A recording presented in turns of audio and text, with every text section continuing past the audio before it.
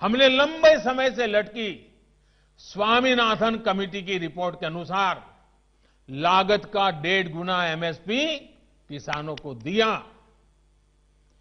पहले कुछ ही फसलों पर एमएसपी मिलती थी, हमने उनकी भी संख्या बढ़ाई।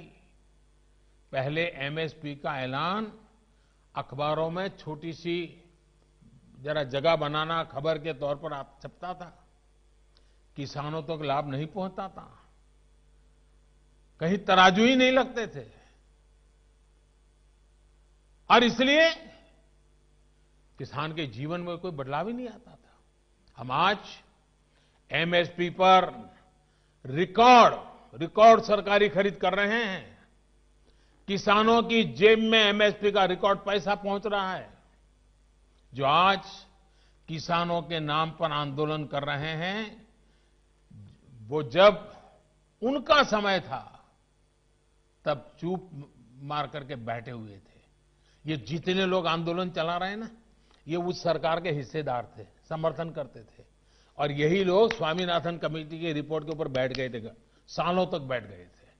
हमने आकर के निकाला, क्योंकि हमारे दिल में किसान की जिंदगी को भला करना, कल्याण करना, ये हमारा जीवन का मंत्र है, इसलिए कर रहे हैं। साथियों, हम इस दिशा में भी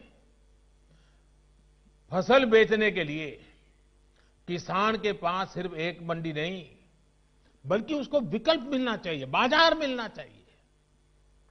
हमने देश की 1000 से ज्यादा कृषि मंडियों को ऑनलाइन जोड़ा। इनमें भी 1 लाख करोड़ रुपए से ज्यादा का कारोबार किसानों ने कर दिया है। किसान ऑनलाइन बेचना शुरू किया है।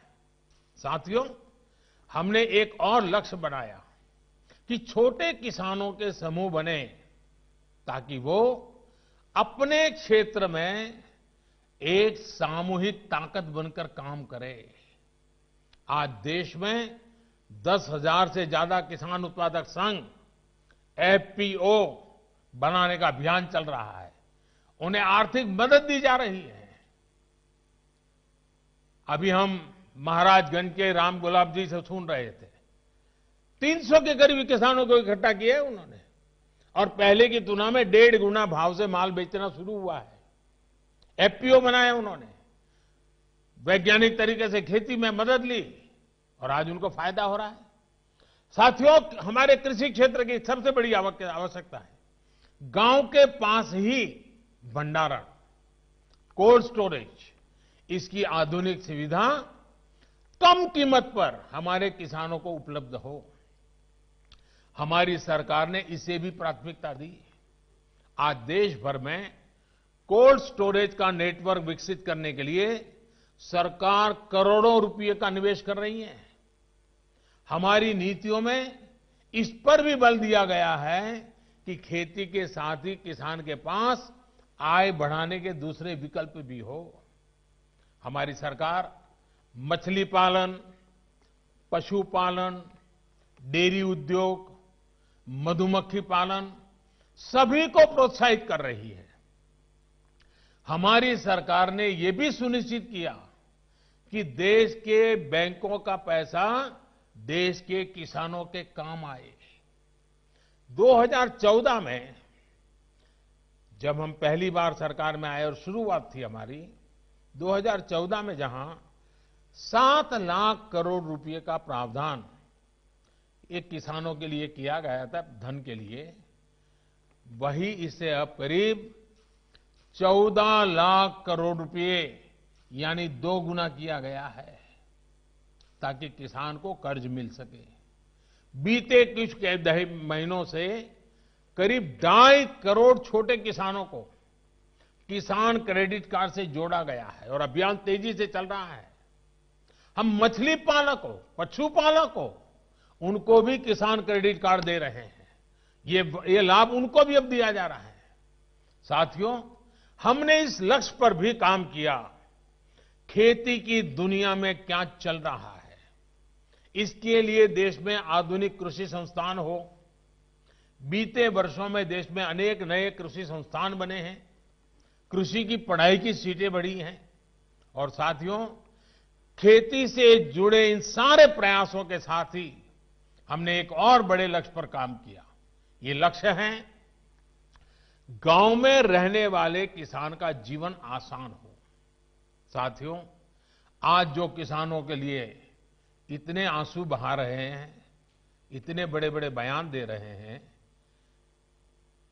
बड़ा दुख दिखा रहे हैं, जब ये लोग सरकार में थे तब इन्होंने किसानों का दुख, उनकी तकलीफ दूर करने के लिए क्या किया, ये देश का किसान अच्छी तरह जानता है। आज सिर्फ खेती ही नहीं बल्कि उसके जीवन को आसान बनाने के लिए हमारी सरकार उसके दरवाजे तक पहुंची है, खेत के मेड़ तक पहुंची है। आज देश के छोटे और सीमांत किसान को अपना पक्का घर मिल रहा है, शौचालय मिल रहा है, साफ पानी का नल मिल रहा है। यही किसान है जिसे बिजली के मुफ्त कनेक्शन, गैस के मुफ्त कनेक्शन, ये बहुत बड़ा लाभ हुआ है।